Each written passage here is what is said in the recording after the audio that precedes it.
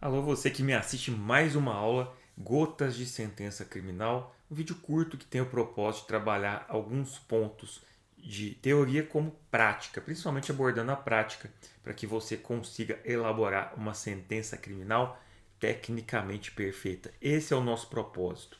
Bom, para quem não me conhece, está assistindo esse vídeo pela primeira vez, meu nome é Rodrigo Assunção, eu sou professor, sou também juiz de direito no estado de Minas Gerais. Nessa aula nós vamos trabalhar a estrutura da fundamentação. Fundamentação que é o coração da sentença, é onde o juiz expõe os argumentos de fato e de direito que vão conduzir a sua conclusão. E esses argumentos são muito importantes porque esse poder de convencimento é que vai ser determinante para a manutenção ou reforma da sentença no caso de recurso. Então, sem mais delongas, vamos prosseguir com a matéria. Bom, na aula anterior, e eu recomendo você fortemente assistir, 14 minutinhos mais ou menos, nós trabalhamos as preliminares. Vencidas as preliminares, o juiz vai analisar o mérito propriamente dito. Nesse momento, vai verificar então a materialidade, a autoria, nexo causal e tipicidade.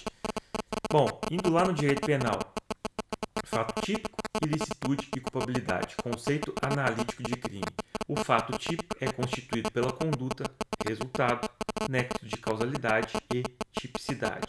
Nos crimes materiais, ou seja, aqueles que exigem a ocorrência de um resultado naturalístico, eu tenho nexo de causalidade.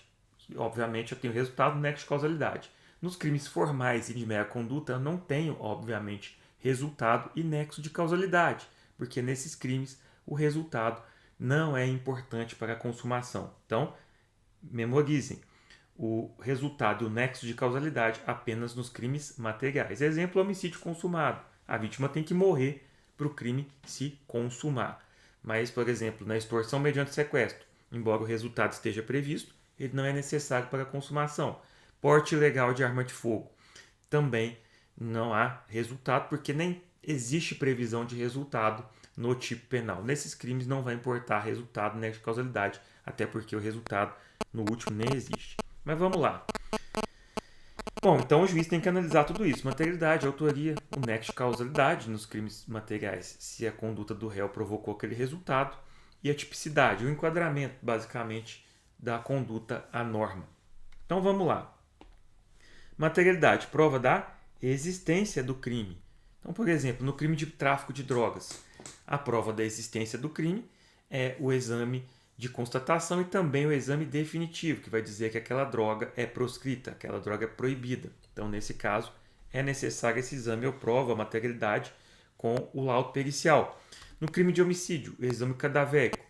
Agora, vamos imaginar no crime de ameaça. No crime de ameaça, o juiz tem que, na verdade, levar em consideração, por exemplo, o boletim de ocorrência, a narrativa da vítima, das testemunhas que se encontravam no local.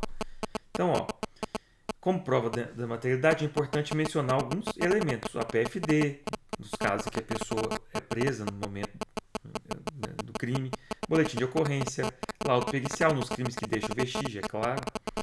Quando não se tratar de crime que deixa vestígios, mencionar os depoimentos da PFD, o BO, e depoimentos obtidos na AJ. Materialidade, pessoal, 3 linhas, não precisa mais que isso, no máximo 4, para demonstrar a existência do crime com todos esses elementos constantes nos autos. E eles têm que ser colocados lá no relatório, para demonstrar que o juiz teve conhecimento do processo. O que é a autoria? A autoria, depois feita a materialidade, eu passo para a autoria. Momento de averiguar se o réu, então, praticou ou não a ação penal. Aqui é importante confrontar a versão do réu no seu interrogatório com as demais provas. Então, declarações da vítima, depoimento de testemunhas. Então, transcrevo rapidamente o que a vítima disse, o que as testemunhas presenciais disseram e faço confronto, então, esses depoimentos com o interrogatório do réu. Não deixem de apontar o interrogatório do réu na sentença, ainda que, na sua visão, aquelas declarações sejam absurdas. Refutem, se for o caso, porque o juiz deve, de alguma forma, dar credibilidade para o interrogatório, não no sentido de absolver o réu só porque ele falou que não praticou o crime, mas credibilidade no sentido de, pelo menos, analisar o que ele disse e confrontar com aquilo que está nos autos. Então, por exemplo, o réu afirma que não se encontrava no local do fato, mas a vítima afirmou que ele estava. Vamos imaginar que é um crime de homicídio tentado, e outras testemunhas disseram que ele também estava. Então, a sua versão é totalmente dissonante com os elementos probatórios e as provas existentes nos autos. Nexo de causalidade e tipicidade. Aqui, na verdade, até mesmo de forma implícita, o nexo de causalidade pode ser demonstrado nos crimes materiais, porque é uma relação que a consequência é lógica. Então, o candidato ou quem elabora a minuta de sentença deve se preocupar com o nexo de causalidade só em situações excepcionais. E a tipicidade é o próprio enquadramento do fato à norma. Lá no finalzinho, interessante demonstrar que aquela conduta e aquele resultado, eles se enquadram no tipo penal, por exemplo, do furto, do roubo, né, de um simples crime consistente. Então, é importante que a conduta tenha provocado o resultado nos crimes materiais, é claro. Então, é importante averiguar, ainda que de maneira implícita, se essa ação ou omissão foi determinante para o resultado. Em poucas hipóteses, o candidato vai aprofundar mais no nexo de causalidade. Pouquíssimas. Principalmente se tratando, aí, se for o caso, né, daquelas hipóteses que envolvem uma concausa superveniente, por exemplo. Mas são raríssimas essas hipóteses, né? Pessoal, para a sentença ficar bem elaborada, bem lógica, bem concatenada, é importante utilizar o silogismo lógico, ainda que de maneira adaptada, né? Então, isso é até recomendado em muitas escolas judiciais, né? É importante a lógica e coerência. Então, essa é uma técnica que vai tornar o texto mais harmônico e vai torná-lo mais de uma leitura mais agradável. Então, utiliza a premissa maior, premissa menor e a conclusão. Depois dá uma lida, baixa no Google aí, silogismo lógico e dá uma aprofundada. Né? Nosso propósito aqui é uma aula curta, então dá uma lida que isso pode facilitar para você, tanto nas sentenças criminais como nas sentenças cíveis. Então, ó, basta adaptação. O raciocínio vai ficar dessa forma. Ó. Indica resumidamente a versão do réu, coteja ela, compara ela com os depoimentos das vítimas da acusação e defesa e outras provas existentes. Afasta as teses defensivas e, ao final, expõe a sua conclusão. Eu vou trazer o exemplo daqui a pouco, vocês vão ver que vai ficar bem agradável a leitura. Se tiver multiplicidade de crimes e réus, é interessante dividir a análise por fatos criminosos. Então, por exemplo, eu tenho 2 réus e 2 crimes. Vamos imaginar que é muito comum roubo e corrupção de menores. Então, primeiro, eu vou analisar o roubo, crime 1. Depois, a corrupção de menores, o crime 2. Dentro dessa análise de materialidade, autoria, se um dos réus não praticou aquele fato, aí primeiro eu trabalho o réu que vai ser condenado, ao final eu trago os elementos para dizer que eu vou absolver o segundo réu. Assim fica muito mais fácil do que ter que analisar por autor do fato, né? Bom, eu trouxe aqui um modelinho para vocês estruturarem a fundamentação. Então, em primeiro lugar, já traz ali, ó, na sentença civil isso é mais adequado, né? Mas a autoria em conteste, por exemplo, no crime de roubo. Aí depois vocês vêm trabalhando a materialidade, indicando os elementos dos autos, a autoria, se ela é certa ou duvidosa, né? Já traz o resultado. A autoria é certa ou então a autoria duvidosa. Já depois da materialidade, a materialidade ela tem que ser certa, né? O crime deve ter existido. Se o crime não existe, eu não tenho nem que analisar a autoria. Mas vamos concluir que eu analisei pela materialidade, ou seja, o fato criminoso existiu. Então, a autoria, aí eu trago a conclusão. A autoria do crime é certa, conforme se verá a seguir. Ou então a autoria é duvidosa, não havendo elementos para condenação. Eu já trago, de certa forma, a minha conclusão para depois trazer os argumentos. Vou trazer os depoimentos da vítima, testemunhas e policiais, declaração dos réus e seus interrogatórios. Aqui eu faço uma exposição sucinta com os principais argumentos. Não preciso trazer todas as declarações, basta trazer os pontos que me interessam. Conclusão sobre as provas, são suficientes, não são? E discorrer de maneira lógica sobre as provas existentes no processo, indicando por que elas convenceram ou não a acolher a tese da acusação da defesa, fazendo esse confronto. fundamentar a aplicabilidade ou não se existir de qualificador ou privilégio, tudo isso depois de fazer essa fundamentação a respeito da autoria e das provas existentes nos autos, para dizer se eu vou acolher uma qualificadora, um privilégio, por exemplo, relevante valor moral, uma agravante, uma atenuante, tudo na fundamentação. O juiz não deve fundamentar lá na parte da dosimetria. A dosimetria o juiz apenas aplica a pena. Essa fundamentação a respeito das circunstâncias que vão gravitar dentro do tipo penal básico, elas devem ser colocadas na fundamentação. Concluir a argumentação indicando que a condenação é medida que se impõe ou não. E depois, feito tudo isso, eu vou indicar que aquele fato ele se enquadra em um determinado tipo penal. Essa é uma boa estrutura para a fundamentação.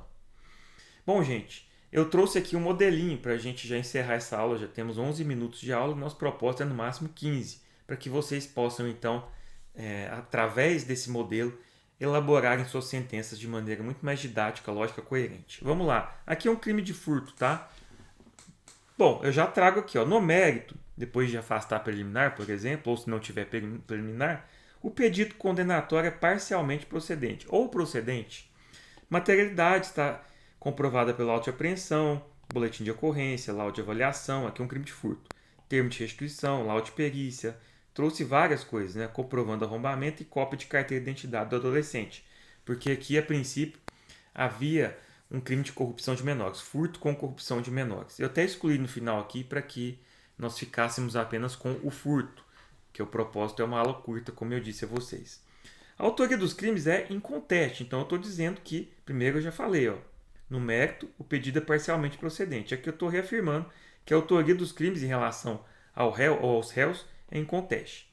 A vítima tal, trago resumo do que ela falou. Depois, a testemunha tal contou que não precisa trazer tudo, é óbvio, apenas os pontos cruciais, fundamentais, que vão levar à conclusão do juiz. A testemunha tal, o réu, ao final, ó, por último, disse que, bom, finalmente o réu, eram dois réus aqui, interrogado, disse que, ponto, fiz a exposição, ainda não concluí concluindo nisso, né, dizendo que é parcialmente procedente e que a autoria inconteste. Mas eu não fiz ainda confronto de provas, eu apenas expus, né, o que eles disseram, o que a prova oral tem de relevante para levar à conclusão do juiz. Feita então essa demonstração desses argumentos, eu passo a expor de maneira lógica concatenada por que eu vou condenar ou absolver o réu. Vejam só, as provas constantes são suficientes para a condenação dos réus pelos crimes que lhe foram imputados. Aí eu estou dizendo aqui, ó, extrai-se do contingente probatório que a vítima, e aí eu expus os seus argumentos lá em cima, né? Seus argumentos não, suas declarações. Após retornar de viagem, entrou em sua residência e deparou com a porta da residência danificada, constatou que seu iPhone tinha sido subtraído. Então, declarações da vítima. Depois de fornecer aos policiais sua localização, se dirigiram até a residência de Hermes, que afirmou ter adquirido o aparelho do Hércules por R$ 150. Aqui tinha junto um crime de receptação, corrupção de menores, eram 3 crimes. Eu estou só trazendo o exemplo da fundamentação, um pouco importa aqui o resultado, porque eu não vou trazer a sentença inteira. Por sua vez, os policiais militares corroboraram a versão da vítima. Então, eu estou dizendo aqui, ó, que houve... A versão da vítima não é isolada. Houve uma prova que corrobora as versões, as alegações da vítima.